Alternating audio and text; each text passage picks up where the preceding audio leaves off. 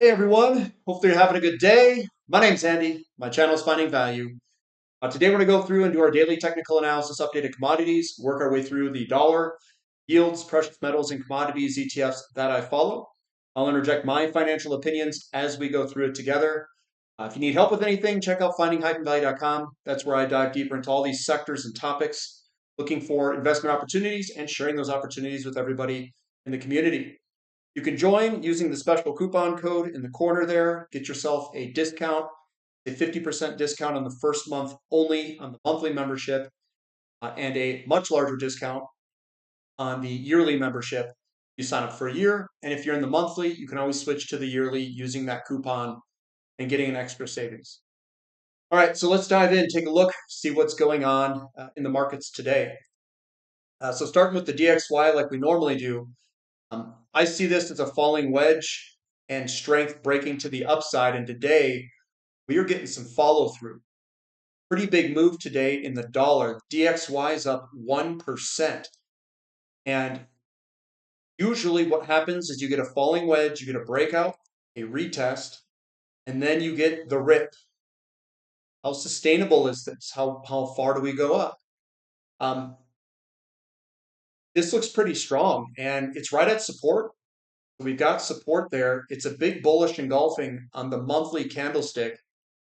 If we close the month out strong, which we've got one more day, so we could see this move higher.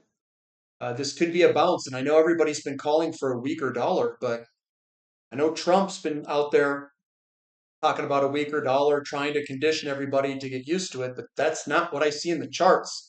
Chart says we're going higher.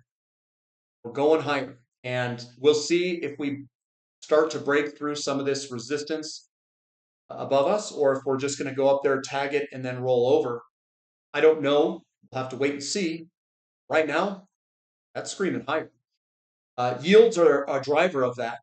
And the 2-year yield is right trying to break out of resistance today with a big bullish candlestick going up.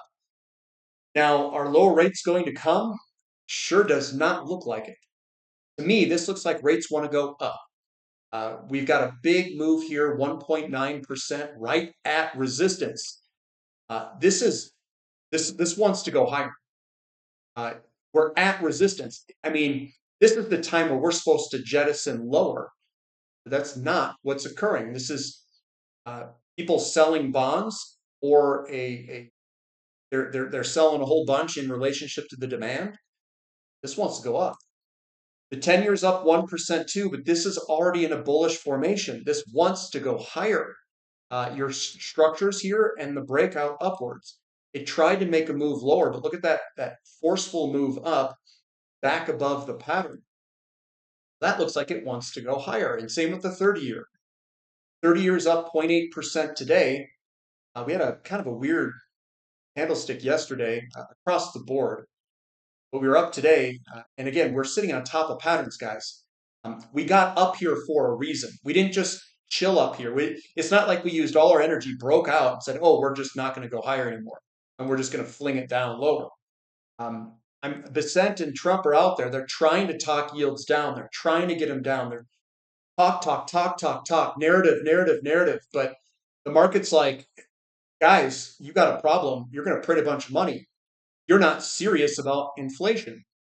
So if they're not serious, we're going to see this continue higher. TLT down 0.54%. We had a monster day yesterday. This sticks out like a sore thumb. Like, what happened yesterday?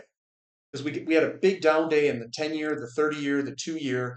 Dollar didn't really buy it. Then obviously bond prices, something went down yesterday. I don't know what, but we were down today. The 2 and the 10. Look at this thing fly here, guys. Look at this thing fly. That 2 and 10's ready to jump higher. Invert the curve again. You know what likes yield curve inversion and higher rates and a stronger dollar? Oil loves it. Oil loves them. And you know what they've been attacking? They've been attacking rates and oil. Now it looks like the cat's out of the bag. I don't know if they can do that anymore. Because look at that thing go. It looks like it wants to go. Now, obviously, I don't know the future, but This looks like a bottom. It looks like a double bottom. It looks like coal charts and oil charts and energy service company charts because they're all up here. And they've already bottomed, ready to go higher. And you always get this at a bottom of a falling wedge. And here it is, going higher. So could we see the yield curve invert again and we see higher interest rates in dollar? Kind of looks like it, at least from what I'm looking at. TYX TNX ratio is down. Now this could fall. We're kind of in a rising wedge to some degree. This could fall. What does that mean? It could be a headwind for gold. Could be. We haven't broken out yet, but again, something to watch. So gold's down slightly, down $1.50, but we're at support. We've been rejected off this resistance area. Now, am I a bull in gold? Yes, I am. Long term, totally. In the short term here, we could see some volatility. Let's see where it takes us. Silver's down 3.5%. That stronger dollar, all that stuff coming, it's holding it together at the moment. We're above the 35 support area, and we're getting a little bit of selling pressure. And you can see that was an inverted flag pattern that we're getting some follow through on. So a little bit of a pullback that we're experiencing kind of across the board in precious metals here. Platinum's got an 8% down move today. This had a rising wedge and we were looking for short-term pressure, and there's the short-term pressure relieving itself. It still looks good. We're still broken out, but sometimes you get these reversals where you reverse down for a period of time. So I'm still bullish on platinum, yes. Short-term though, yeah, we're seeing some selling pressure. Palladium also seeing some selling pressure, down 5%, doing a return retest move in my estimation. The retest is this guy right here, right at about 1240-ish level, and that we're at 1221. We come up rising wedge into a bearish engulfing, and that usually heads lower into another upward facing pattern. So we're getting some selling pressure in the short term. Should I be worried about it? I wouldn't be. The longer term is good. So you always look at the big patterns, the squeeze into the corner, the double bottom, the reason we got up here. But that doesn't mean that we go straight higher.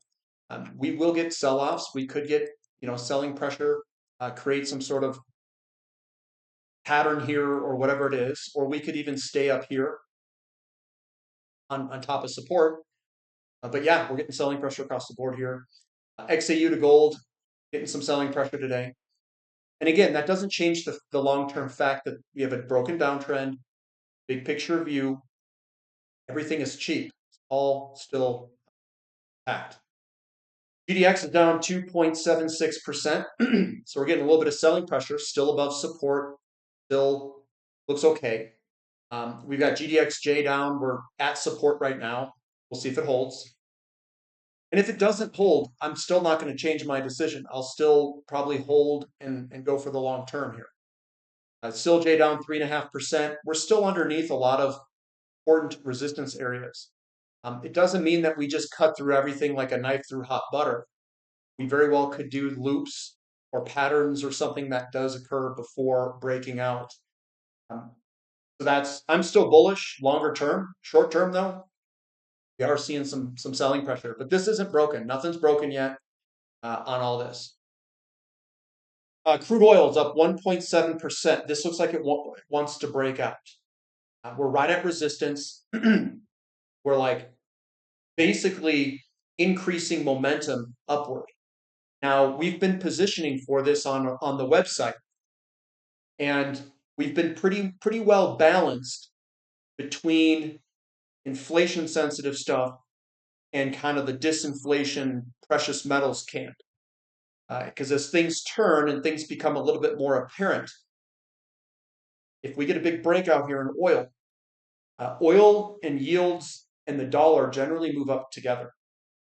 You're also going to see a lot of other inflation sensitive assets that could start to take off here. So you can look back to August of 2020 and see what did well after that. And those are a lot of the sectors that look good right now. It doesn't mean we go straight higher in all of them. We could still be doing retests and stuff here in the short term, but oil's going to start to wake up here, I think. We got TTF, nat gas up 0.9%. This is looking better. We have kind of like this double bottom going on. So double bottom there, and this could be the double bottom that we're seeing. And this would be a good entry point for TTF nat gas. Natural gas in America, still getting some selling pressure. Still looks a little bit weak in the short term.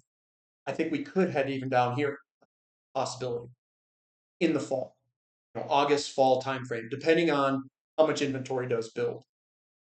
Our boy XOP, yeah, you know me, down 1.6. I don't see a reversal here or anything. Still looks okay. And throw a line up there, almost like a shoulder, head, shoulder developing. So I'd like to break that neckline at about 135 or so.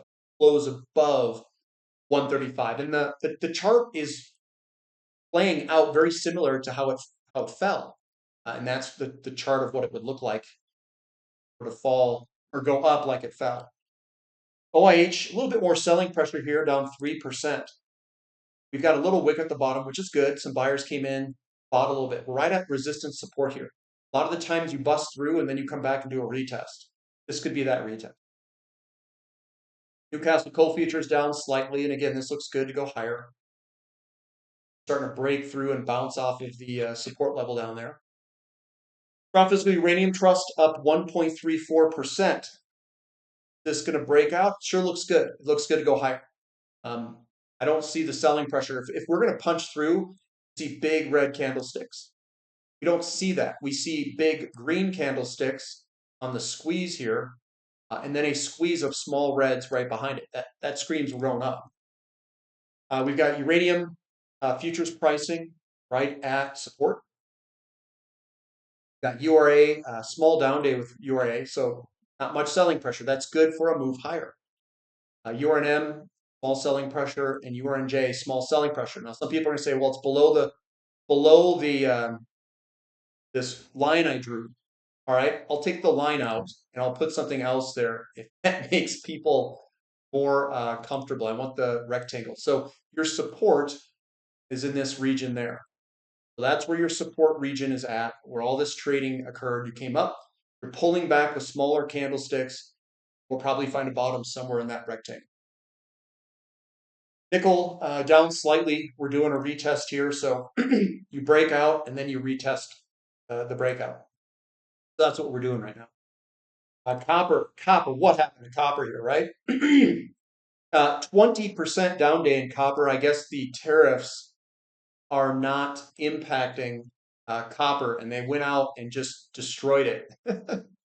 Now, does this mean that we're broken? No, it doesn't. It doesn't mean we're broken. Let's see how it reacts. It's a reason that we got up here. There's a reason that we broke out. This is probably one big fat retest. It's an ugly looking candlestick, I agree. But we'll see what happens. There's another ugly looking candlestick here. That was March. Oh, let's go on the daily here. That was a Liberation Day, I think, right? This pullback. Somebody doesn't want copper to break out. We've got two massive red candlesticks trying to hold this thing down. There's another one there. Right at resistance. Look at those things. They stick out like a sore thumb when they're circled. But I think we're still going higher. That's what I think. Over time. COPX is positioned for a move higher, not lower. So if that was legit, we would see this just dive bomb. But it's not. Holding on. Makes me think that we're going to move higher. And the big picture, double bottom, breakout, retest. So this is the retest, and the technical books would say buy it here. We're going to go up. We're starting stage 2 analysis. And right now we're just getting some pretty big bumpy ride in copper today. Lithium down 2%. That one we've broken out of the pattern to the upside. We're getting some selling pressure. Been coming down the past few days. Still looks okay for the move higher. REMX down 3%, going to do a retest right at 48. That's my guess. We'll come down to this general region down there. My guess. Iron ore up 1.71. Looks good to go higher. Looks good to go move on up. And that still looks good. We've got aluminum at that 2650 level, hasn't broken out yet. sure they're panicking, trying to pull this back. They don't want this stuff to break out, guys. If this breaks out, you know what it's going to do to yields? It's going to yank yields way up. You know what yields are doing? It's front running this. I think yields are front running what this is going to happen, and they're starting to panic and run around, do crap like this. I'm surprised they didn't hit oil. Very surprised that that wasn't hit today. Baltic Dry Index down 5%, but again, that's broken out. That's going to sail to the upside. Emerging markets down slightly with that stronger dollar, but that still looks good. But they don't want the money to rotate into emerging markets. They want to keep it in the United States stock market. I don't know how they're going to do that. They gotta yank the dollar up, but at the same time lower yields, and I don't know if that's possible. I don't know if it is. If they want to keep the stock market up, a little bit of a pullback there. Moves down 1%, still looks well poised in this channel. I still think we're going higher. KRE down 1.26%. That's still above critical support. Everything looks okay. We just had a down day today. XHB down 2.3%. Again, we're above critical support, which I would say is at about $100. That still looks good. We've got Russell down 0.42%. Now, this could roll over a little bit. We've got, looks to be kind of like a rising wedge. And this could dump out to the downside for a little bit. We also have the SPX. I've got that arrow from yesterday saying there was a bearish engulfing. We could see some follow through. If it follows through, we'll see what happens. Watch yields. Yields above 4.5% and moving higher would put pressure on this. We've got the NASDAQ up slightly, but again, this could roll over. And again, we're up into a rising wedge, breakout, retest. We'll see if this rolls over. It's a possibility. We're seeing the Dow Jones Transportation Index roll over. And again, we were right at resistance there on a rising wedge. Rising wedge, breakout, retest. And is this going to roll over? Sure, kind of looks like it. The weekly candlestick looks pretty nasty there, and we could get follow through where we roll over. Industrial, a little bit of selling pressure today. Still above a lot of support. SMCI up. That looks good. That looks like double bottom breaking higher. Nvidia is still up 2.14%. We've got Bitcoin moving sideways, still looks okay. Ethereum moving sideways, still looks good to go higher. MicroStrategy sideways. This little downtrend we've got.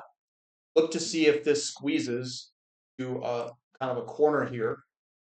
That's possible that we could break out higher at some point here if we can get a punch through this falling wedge. And then the VIX is down somehow 3.13%. Still looks like we could go higher. We put a downtrend on this too. We're like right there trying to break out.